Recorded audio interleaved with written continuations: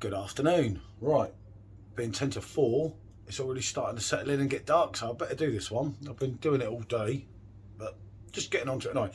Day 17 of the beer Orc from France, so whatever you want to call them anyway. It's an amber ale, right? Here's a little quick read up in case anyone's not familiar. Amber ale is an emerging term used in Australia, France as amber ale, you know what I mean anyway. Belgium and the Netherlands and North America for pale ales brewed with a proportion of amber malt and sometimes crystal malt. I thought of crystal meth for Breaking Bad, you see. Good programme though. To produce an amber colour, generally ranging from light copper to light brown. So there you go. That's a little bit about an amber beer. I'm pretty sure from Belgium. I forgot to look for that one. The Q de Charrue. Oh, God knows. Yeah, that's what it is. There you go. There's your bottle. Okay, so let's get it open the right way. Oh, look, bottle top as well. Very impressive, eh? Probably shook it up too much. I got it out a little bit for it to warm up, as you can see, but it's still quite cold. Oh, okay. It's lively. It's really lively. Oh, blimey. Okay. It's that deep amber colour, as you can see, just with the exclusive head again. But I say I'm kind of a bit behind, as you can tell, with the calendar, and that's not part of the plan, is it? Okay. Let's see if there's anything I can read on the bottle with that. There's done a bit. Hold on, there is a bit in English here. There's a hot top fermented beer brewed with pure spring water. Now that could be Peckham Springs, hopefully, and carefully selected hops and malts. This amber beer, with its soft and full something or another, is preferably served cool. Contains barley malt. Right, we have a 5-finger head now. Okay, lucky Sean's done me a picture of that already, innit? That's not settling down, is it? Okay, so we're here, we only have one of them. I might as well go along with what I've got. See what we can get off the odour, apart from some bloody dogs. How do they get in a glass that's just been cleaned?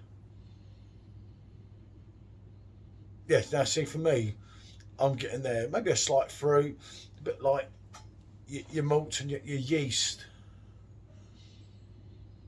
To me, that smells halfway like a Belgian beer, but probably is, you know, like a Belgian blonde or something.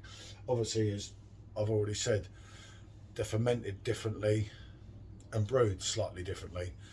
I don't know too much about this crystal malt, to be honest with you. I probably should have Googled it. There's probably some interest, but as I say, you can see there the exclusive 5-finger head and a definite ice cream.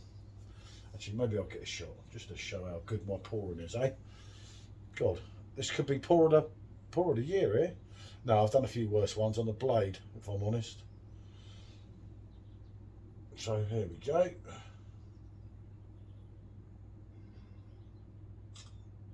That's that, right. One more go on this. There is something sweet in it as well. I don't know. Toffee, caramel, candy. Actually smells decent. I must admit, I'm not that much up on amber ales. If you think the standard quack is an amber ale, but this is only 5.5% ABV, so it's a little bit light for your quack style beers. But there you go, maybe it's one of their session ones. Let's try and somehow get this. It's good carbonation though. I don't even think this glass is nucleated. I'm sure you can see that. I think you can. Right, let's get on it.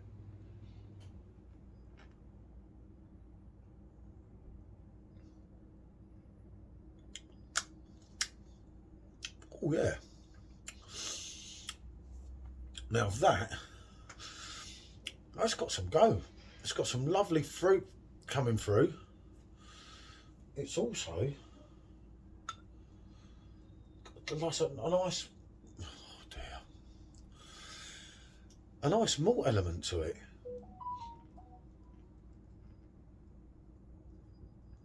And you're definitely getting that Belgian style bump with it, which is surprising, with it being only 5.5% ABV. I'm not getting far with this head, am I?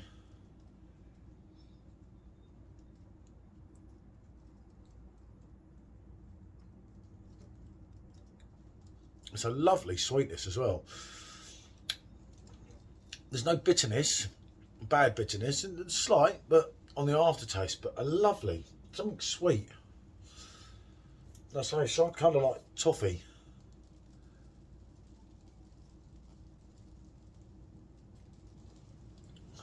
There's quite a lot going on. Well, I'll tell you what, for it being 5.5, I'm impressed. I've never had this, or never had anything from them. I don't know if anyone's had that. I'll have to let us know. I know Anna's done it, but I don't know what she said. And obviously, probably Daniel's done it as well. But I'll tell you what, yeah, it's a 250 mils, a bit shy. The size of it, that's the bin going to do a bunk again. It's a bit windy here today.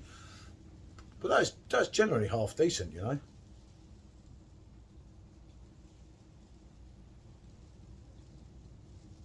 Very smooth on the mouthfeel as well. It's got that creamy element to it rather than the big bite. That could be the lower ABV, but you can feel it, and it does feel like a proper Belgian ale to me.